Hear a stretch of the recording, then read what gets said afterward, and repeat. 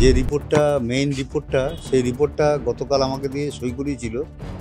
সেই রিপোর্টে যা লেখা ছিল, আজকে যে রিপোর্টটা আমাদের হাতে তুলে দিচ্ছে সেই রিপোর্টটা অন্যরকম, যেমন অন্য কিছু লেখা আছে সেটার মধ্যে। যেমন বলছে যে একটা র্যালি থেকেই দুর্ঘটনা ঘটেছে, কিন্তু পুলিশ যে মেরে এটা ঘটনাটা ঘটিয়েছে সেটা সেখানে উল্লেখ নেই।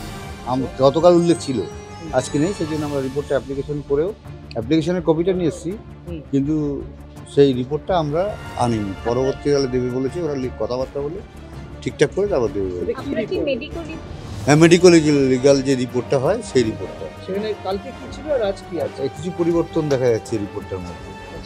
কি লেখা ছিল, মানে কিছু সত্য বা কিছু না, মনে সেগুলো পড়ছে? সেগুলো এখন বলবো না। এগুলো করেছে, আমরা আদালতে তো আমরা একটা এফআইআর তো আমাদের করতেই হবে।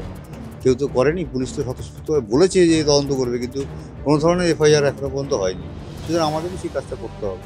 কবে করবেন FIR টা? আমরা মেলে করে দেবো, মেল করে করবো। সেই রিপোর্ট কি আপনারা অ্যাকসেপ্ট করেন? না না না, সেই রিপোর্ট নেয়নি। সেটা এবার ম্যাজিস্ট্রেট যে আদায় করে নেবে রিপোর্টটা।